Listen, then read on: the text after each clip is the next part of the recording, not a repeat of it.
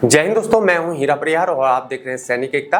Channel को ज़्यादा से ज़्यादा शेयर करें, सब्सक्राइब करें, वीडियो को लाइक करें और डाउट हो तो नीचे कमेंट्स करें। और चैनल को सब्सक्राइब जरूर करें। फौजी भाई या एक्स सर्विस में उनके फैमिली, उनके बच्चे जरूर सब्सक्राइब करें ताकि आपको वेलफेयर की चीज़ें प्राप्त हो सके।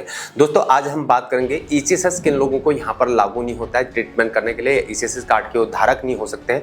क्योंकि ऐसा होता है कि बहुत सारा ऐसा कन्फ्यूजन क्रिएट होता है। आप ईसीएसएस ऑफिस में भी कभी जाएंगे, कार्ड बनाने जब आप जाते हैं तो आपको पता लगता है कि वहाँ पर जो है एक वार विडो है और वो अपने माता पिता का जो है यहाँ पर ट्रीटमेंट कराने के लिए वो चले जाती है हॉस्पिटल में और ईसीएसएस कार्ड के लिए जाती है। तो ऐसा कुछ मिस इन्फॉर्मेशन होता है जिनको इन चीज़ों का नॉलेज नहीं होता है, ऐसी चीज़ें होती हैं और हमको सुनाई देता है हॉस्पिटल में जो है ऐसी धांधली भी कई बार हमको सुनाई देती है। कोई जो है किसी के नाम से भी ट्रीटमेंट करा ले रहा है और सरकार को धोखा दे रहा है और साथ में यहाँ पर देश को भी धोखा दे रहा है। क्योंकि ये पैसा जो आता है, भले ही हमने वहाँ पर पैसा दिया है, लेकिन यह वास्तव में होता है हमारे गरीब जनता का पैसा, इनकम टैक्स का पैसा, जिससे हम पूरा देश चलता है और उसमें हम फ्रॉडंट का और यहाँ पर जो है जालसाजी का काम करते हैं।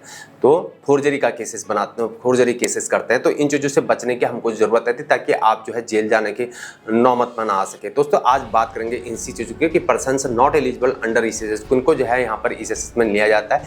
Full time NCC officer who don't meet the twin condition of being an ASM and in receipt of pension. तो इसके कहने का मतलब ये क्या कहना चाह रहा है? ये कहना चाह रहा है कि यहाँ पर जो पूर्णकालिक एनसीसी अधिकारी जो कि भूतपूर्व से ईएसएफ होने पर जो है पेंशन प्राप्त करने की दोनों शर्तों को पूरा नहीं करते तो वो यहाँ पर ईसीएसएस के जो है यहाँ पर लाभार्थी नहीं होते हैं। लीगली डाइवर्स स्पाउस, तो कहने का मतलब, इसका कहने का मतलब है कि जो कानूनी रूप से तलाकशुदा पति है या पत्नी है, तो उस वाले केसेस में उनको जो है ईसीएसएस के लाभार्थी नहीं हो सकते। तलाकशुदा पति का मेरे कहने का मतलब है कि यहाँ पर जो पत्नी है अगर वो फौज में है, चाहे कि अब जो है आर्मी के अंतर्गत जो है अब यहाँ पर हो चुका है, फौजी अफसर जो है पहले ही था, एमएनएस और ऑफिसर का पहले ही था रूल, लेकिन जो है अब जो है यहाँ पर नीचे पीबीआर रैंक्स में भी यहाँ पर जवान से आने लग चुके हैं लेडी गर्ल्स। तो उस वाले केसेस में जो है यहाँ पर उनके हस्बैंड को बेनिफिट नहीं मिल पाएगा जब वो तलाकशुदा हो जाए। तो उसी केस जो है पत्नी के लिए भी लागू होता है। तो अगले वाले टॉपिक के लिए अगला जो है बढ़ते हैं। मैरिड एंड और employed daughter and any child whose totally monthly income from on sources in more than 9,000 per month excluding DA. तो इसके कहने का मतलब है कि जो भी विवाहित और जो यहाँ एम्प्लॉयड जो है बेटी है, नौकरी करती है, तो उस वाले केसेस में उसकी जो महंगाई भत्ता उन चीज़ों को हटा के उसके 9,000 रुपये अगर मासिक आय बन रही है तो जो है या उससे अधिक है, 9,000 रुपये या उससे अधिक है, तो उस वाले केसेस में उसको ईसीएसएस का बेनिफिट नहीं मिल पाएगा। आगे बढ़ते हैं। क्या कहना चाह रहा है? सन अबव 25 ईयर्स ऑफ एज और इज मैरिड और who has starting earning which is alive, तो 25 साल तक उसको छूट मिलेगी, ईसीएसएस में वो ट्रीटमेंट करा सकता है। और या वो मैरिड हो जाएगा, अगर वो शादी कर लेता है तो उस केसेस में उसको बेनिफिट नहीं मिल पाएगा, या वो यहाँ पर अर्निंग कर रहा हो तो उस वाले केसेस में उसको नहीं मिलेगा। पेरेंट्स ऑफ विडोज और वार विडोज, जो विधवा है और जो युद्ध में घायल उनके पति, जो युद्ध में वार विडो है, जो वार विडो है, उनके जो माता पिता हैं उनको इन चीज़ों का बेनिफिट नहीं मिलेगा। भले ही जो है सास ससुर को मिलेगा लेकिन उनके माता पिता को नहीं मिलेगा, यानी कि जो उनकी पत्नी है उनके माता पिता वाले केस में।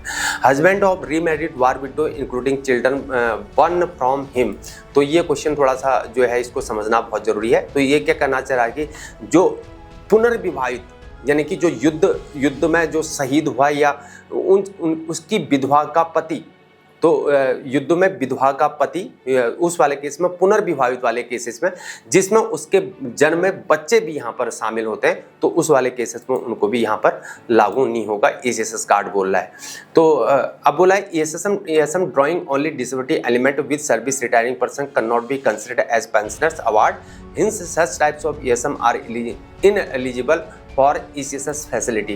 तो इसको भी समझ लें, बहुत सारे लोगों, जवानों का मेरे पास इस टाइप का जो डिसेबल्ड हो जाते हैं, तो उस वाले केसेस में जो है उनका मेरे पास फ़ोन कॉल भी आता है, तो डाउट्स आपका क्लियर हो जाएगा। तो मेरे कहने का मतलब है कि जो यहाँ पर एक शब्द क्या आया था यहाँ पर,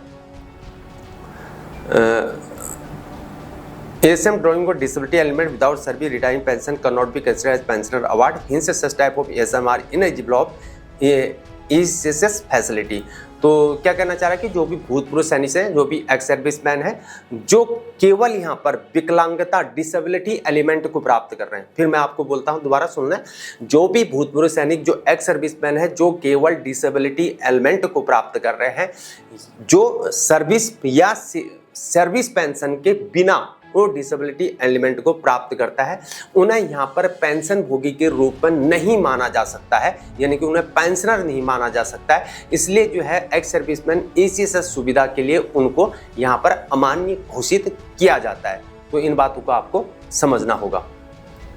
आगे बढ़ते हैं, अब बात करते हैं एक्स कैडेट्स, यानी कि जो एनडीए के अंतर्गत जाते हैं खड़ग वासला में, या आपका जो है यहाँ पर अपना ओटीए के अंतर्गत जाते हैं। तो इन चीज़ों को जो कैडेट्स होते हैं, यानी कि एक्स कैडेट की बात कर रहा है, डिसेबल्ड कैडेट जो कि डिसेबल्ड हो चुके हैं, जो कैडेट एक्स कैडेट और disabled cadet who were boarded out on medical grounds don't have ESM status, hence ECSS facility is not considered.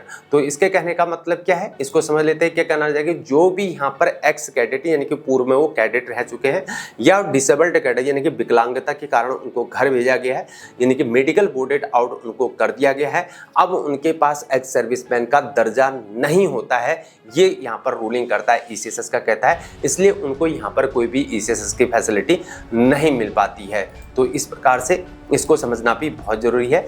अब समझते step parents are not eligible for ECSS benefits. तो इसके कहने का मतलब स्टेप पेरेंट्स क्या कहना चाह रहा है, स्टेप पेरेंट्स इनके सौतेले माता पिता होते हैं, उनको ईसीएसएस लाभों के लिए यहाँ पर पात्र नहीं माना गया। जो भी ये क्वेश्चन बहुत, इस चीज़ को रूलिंग को समझना बहुत जरूरी है ये वाला। दोबारा फिर बोलता हूँ, जो भी सौतेले माता पिता होते हैं, कौन होते हैं, सौतेले माता पिता होते हैं, तो उस वाले केसेस में ईसीएसएस लाभों के लिए वो बिल्कुल भी पात्र नहीं होते हैं। तो मेरे दोस्तों ये था रूलिंग, मैंने आपको समझा दिया है इन चीज़ों का कि रूलिंग को पता होना चाहिए। और इस वीडियो को ज़्यादा से ज़्यादा शेयर करें ताकि इन चीज़ों का सभी को पता होना चाहिए। और ये फाल्स इन्फॉर्मेशन बहुत होती है लोगों के पास, उनका जो है यहाँ पर फिर वो कन्फ्यूजन क्रिएट होता है उनको, तो ये समझना बहुत ज़रूरी है। ये मैंने आपको बताया है, इसलिए इस वीडियो को ज़्यादा से ज़्यादा शेयर करें ताकि सभी मेरे फौजी भाई उनके परिवार को इन चीज़ों का इन्फॉर्मेशन प्राप्त हो सके। डाउट हो फिर भी नीचे कोई आप कमेंट्स कर सकते हैं। अभी तक के लिए इतना ही, तब तक के लिए राम राम, कालिका माता की जय, भारत माता की जय।